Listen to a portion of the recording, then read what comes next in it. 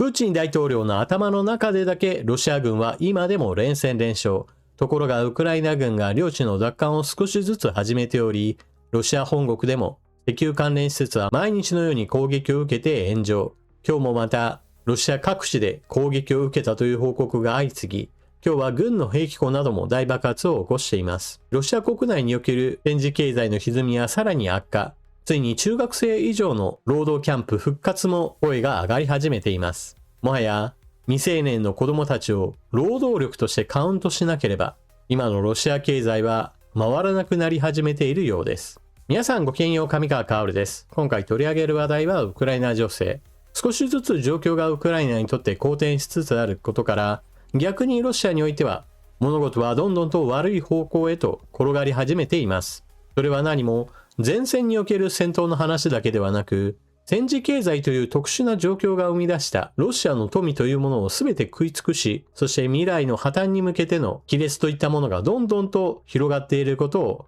示しています。今回はそうしたロシアにおける亀裂の広がりなどについて取り上げていきましょう。ウクライナ軍のここ最近の動きというのは、ある程度基本戦略が定まれば、それを徹底的に繰り返し行うことに徹しています。そもそも間違った戦略でなければ続けることが重要ですから、毎日のように皆さんにお届けする解説というのも、ウクライナ軍が石油関連施設を攻撃した、軍の施設を攻撃した、それにまつわる様々な場所や兵器や建物などを攻撃したという具合にして、ある程度似たような話となります。例えば今回の石油関連施設への攻撃では、前線からおよそ 2000km 離れたチュメニ製油所で施設の重要施設が大炎上するということがありました。これはウクライナ軍が攻撃したとは公表してはいませんが、製油所において最も火災事故などが起こってほしくない場所が燃え上がっており、破壊工作の一環だったのではないかと言われています。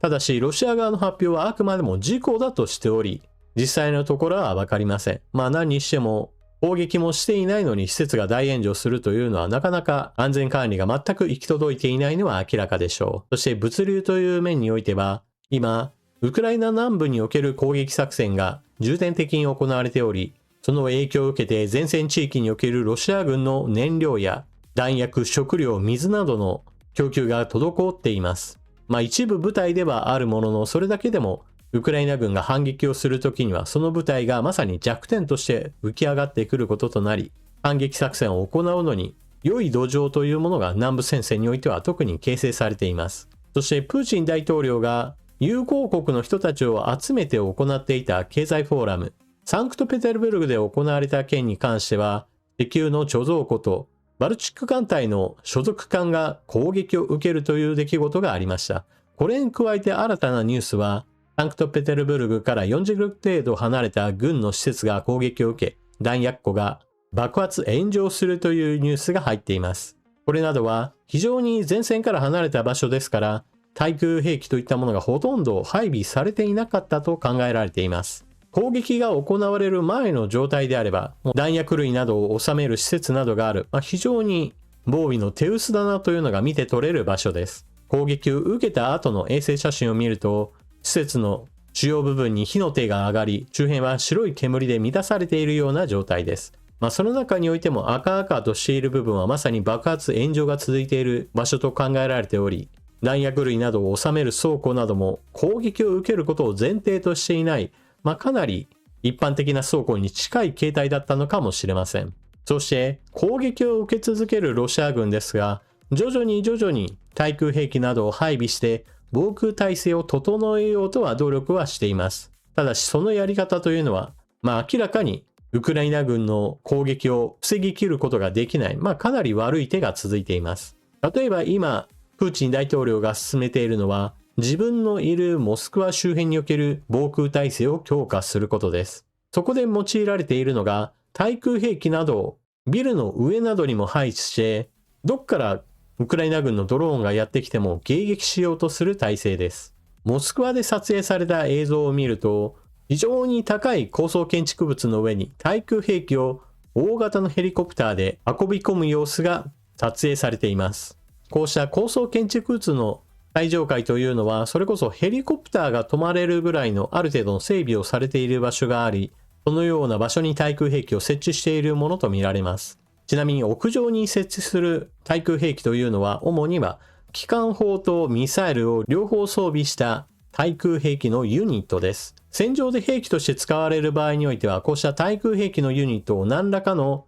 車両に乗せたものが一般的です。それは装甲車両のようなものかもしれませんし、トラックのようなものかもしれません。今回の場合だと施設から動かすことがないために、こうした対空兵器のユニットだけを屋上にポンと配置するわけです。これが一体何が問題かといえば、おそらくはミサイルが主力兵器になることです。ミサイルというのは確かに飛んでくるものに対する対抗兵器としては十分な性能があります。しかし持続性がないことはすでに証明されています。ロシア軍が使う対空ミサイル、今回配備されたものであれば1発あたり約1億円程度だと言われています。それに対してウクライナ軍が攻撃を行う時に使うのは約1000万円程度のドローンが主体となっています。しかも欧米の防空戦闘の場合だと1つの標的に対して2発のミサイルで確実に撃ち落とすということを行っています。もしもロシアでも同じようなことをすれば1000万円の大型ドローンに対して2発のミサイル2億円を使うわけです。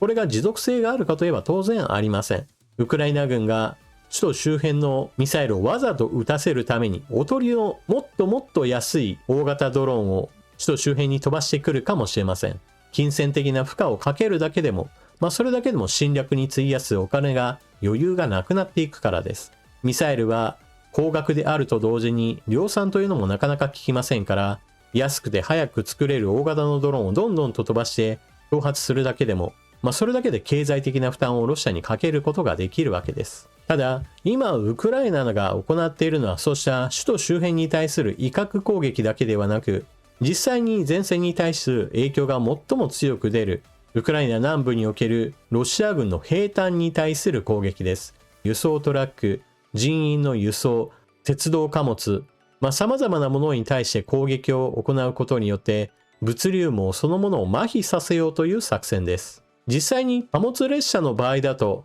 線路が破損すれば輸送が止まるという具合にしてちょっと分かりやすいのですが、大型のトラックの場合だとそれこそ毎日のように何百台と通っているわけですから、10台20台を破壊しただけでは本来であれば全滅するわけではありませんから、物資の大半は目的地に到着します。しかし現実においてはそうしたたとえ10台20台でもあろうとも、そうして攻撃が行われることによって全体が萎縮するという効果が生み出されます。特に軍に所属しているトラックの場合だと命令であれば行かなければならないわけですが、軍の取引先として軍事物資を運ぶような民間のトラックの場合だと、そんな危険なところには行きたくないし、もうやめようという話へとつながってくるわけです。例えば燃料を運ぶタンクローリーの場合だと、そもそも軍事物資の感覚として運んでいるわけではありませんから、次々と攻撃を受けるということにもなれば、とてもではないが、攻撃を受ける箇所には行きたくないと、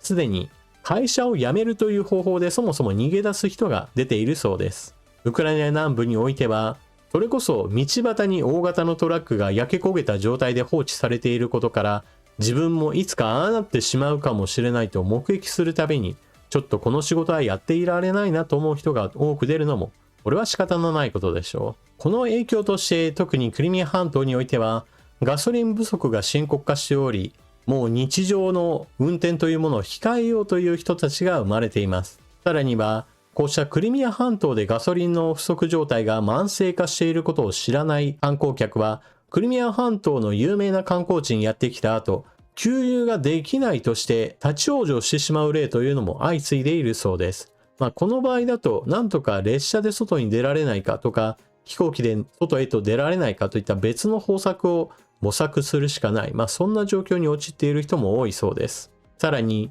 問題なのは、業務用で車を走らせている人たちです。クリミア半島の商店においては、ガソリンの給油制限に続いて今度は物資が様々な商店に届かないという問題が発生し始めました。それにより食料品の販売規制も始まったのです。これは何もロシア国内に食料がないという話ではなくて、あくまでも先ほども述べたように、運ぶための車を用意するのが大変な状況に陥っており、遠くまで行けば当然あるわけですが、その遠くから運ぶことそれ自体が困難になりつつあるわけです。日常的に物資を運んでくるというのは、大量の燃料を使うわけですから、給油制限を行うことが、どれだけロシア経済を痛めつけるかを表しています。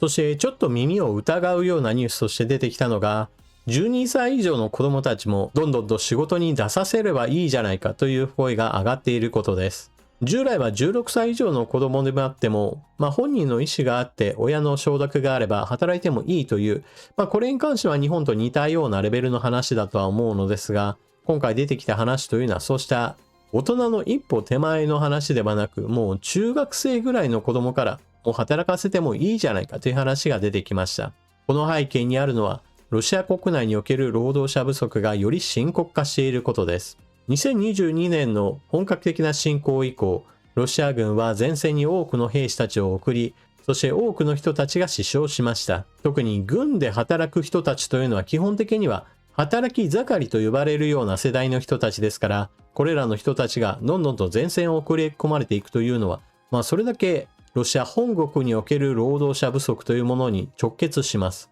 ブルームバーグ通信はこうしたロシア国内の労働者不足を150万人規模の労働力不足だと判定しています。一方で、ロシア国内での児童労働の解放といったものは非常に良いニュアンスとして支持されていると報道されています。なぜならば、ソ連時代に似たようなことがあり、そのような昔話を良かったものとして広げようとする人たちがいるからです。それらの人たちが言う労働キャンプというのは、基本的には強制労働のことを意味するのではなくて、夏休みのようなある程度まとまった休みの期間においては、子供たちは実際に働くことを通じて社会勉強になるのだ。ソ連時代においても多くの子供たちが労働キャンプに行ったが、それは非常に良い経験になったというようにして、美談として語られているからです。ただし、そうした美談の中には夏休みだけというような形で、休みイコール働かせばいいというような形となっていますが、法律の改定案としてはそのようにある一定の期間だけの縛りがありません。つまり夏休みだけではなくもう年がら年中働かせればいいじゃないかくらいのことを可能にするような法律といったものが検討されているのです。この問題、一番最初に大きな悪影響を受けるのは地方の子供でしょう。ロシアにおいては都市と地方における収入格差は大体2倍以上あると言われています。ですから地方における生活が苦しい人たちの家庭では、子供たちはもう中学生ぐらいの時からどんどんと働かせて学校に行かせることそれ自体をかなり阻害する要因として広がっていくかもしれません。ちなみに、ロシア軍に志願する人の多くも地方の人たちです。先ほども述べたような収入の格差といったものが都市部と地方でかなりあり、その上で今回の話が子供たちを若い頃から労働力として使うようになると、この人たちの未来というものは、それこそ学校で学ぶ機会をどんどんと失われ、最終的には軍へと行けばいいじゃないかみたいな形へ、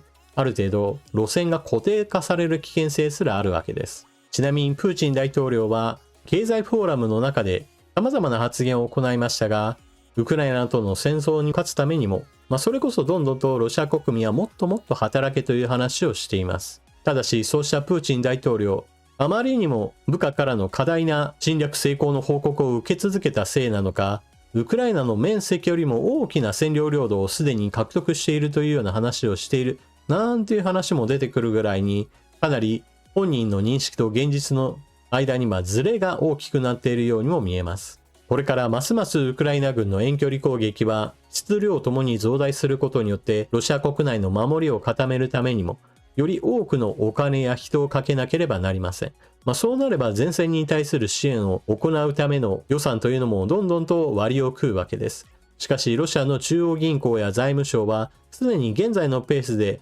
軍事予算を組み続けることが難しくなっていると発表しており、軍事予算の削減をプーチン大統領に求めているところです。どんどんとロシア本国内における防備体制を固めるために予算を割り当てなければなりません。そうやっている間にも、ロシア国内の経済は疲弊を始めており、経済が上向く気配はありません。年月の侵攻は今まさにロシアにとって敵となっているのです。